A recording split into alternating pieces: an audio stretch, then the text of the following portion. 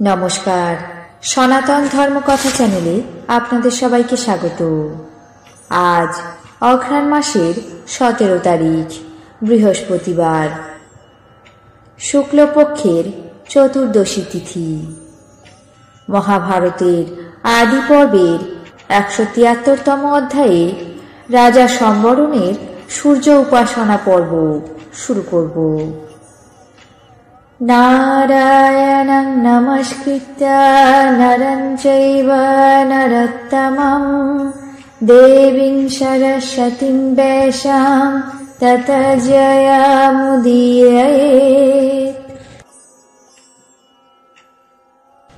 গন্ধর্বরাজ অঙ্গারপর্ণ অর্জুনকে বললেন, হে অর্জুন, সেই সুন্দরী তপতী চলে যাওয়ার পর রাজা সেখানে আগের মতো ভূমিতে পতিত রইলেন।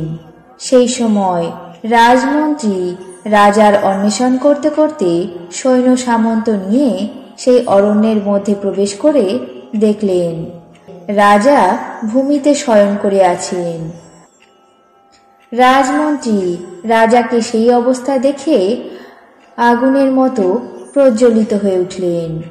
তিনি স্নেহবশত আস্তে আস্তে সামনে গিয়ে যেমন পিতা পুত্রকে তুলে নেন, সেইভাবে কামে মোহিত রাজাকে তুলে নিলেন। প্রজ্ঞা, বয়স, কীর্তি এবং নীতিগুণে সর্বশ্রেষ্ঠ মন্ত্রী রাজাকে ভূমি থেকে তুলে বললেন, হে মহারাজ, আপনার মঙ্গল হোক। মন্ত্রী রাজাকে অত্যন্ত ক্ষুধায় পিপাসায় কাতর দেখে সুগন্ধি সুশীতল জল মুখে সেচন করলেন। তারপর রাজা চৈতন্য লাভ করে মন্ত্রী ছাড়া সবাইকে সেখানেই বিদায় দিলেন। তারা রাজার আদেশ পাওয়া মাত্র সেখান থেকেই প্রস্থান করলেন।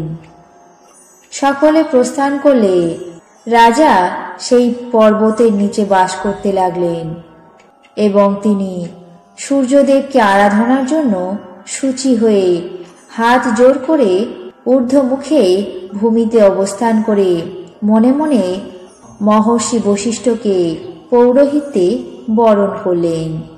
রাজা এইভাবে দিনরাত এক স্থানে বসে সূর্যদেবের উপাসনা করতে লাগলেন। 12তম দিনে ঋষি বশিষ্ঠ সেখানে আবির্ভূত হলেন। তপতী রাজার মন হরণ করেছে। মহর্ষি তা জানতে পেরেও পুনরায় যোগ বলে সমস্ত জেনে তার কার্যসিদ্ধির জন্য প্রস্তাব দিলেন। পরে ঋষি সূর্যের সামনে রাজার জন্য প্রার্থনা করতে লাগলেন। রাজা তখন এক দৃষ্টে মহর্ষি বশিষ্ঠের পথ দেখতে লাগলেন। মহর্ষি বশিষ্ঠ হাত জোড় করে সূর্যের সামনে দাঁড়িয়ে প্রথমে নিজের পরিচয় দিলেন। মহাতেজা সূর্যদেব তার পরিচয় পাওয়া মাত্র তাকে স্বাগত করে জিজ্ঞাসা করলেন, হে মহর্ষি, তোমার অভিলাষ কি? আমার কাছে তুমি কি প্রার্থনা করবে? তা নিতান্ত দুর্লভ হলেও আমি তোমাকে তা প্রদান করব। মহর্ষি বশিষ্ঠ এইভাবে অভিহিত হয়ে প্রণিপাত করে প্রত্যুত্তরে বললেন, হে সূর্যদেব, আমি আপনার কন্যা তপতীকে রাজা সম্বরণের জন্য প্রার্থনা করছি। ওই রাজা পরম ধার্মিক এবং ধী শক্তি সম্পন্ন। তার কীর্তিকলাপ অত্যন্ত বিস্তীর্ণ। তিনি আপনার কন্যার জন্য অবশ্যই উপযুক্ত পাত্র। এই কথা শুনে সূর্যদেব নিজের কন্যা দান করতে স্বীকার করে তার কথায় অভিনন্দন করলেন এবং বললেন, হে মহর্ষি, মহারাজ সম্বরণ সকল রাজলোকের শ্রেষ্ঠ, তুমিও ঋষিদের শ্রেষ্ঠ, আর আমার কন্যা তপতীও স্ত্রীলোকের মধ্যে শ্রেষ্ঠা। অতএব এমন সুপাত্রে কন্যা সম্প্রদান অবশ্যই করব।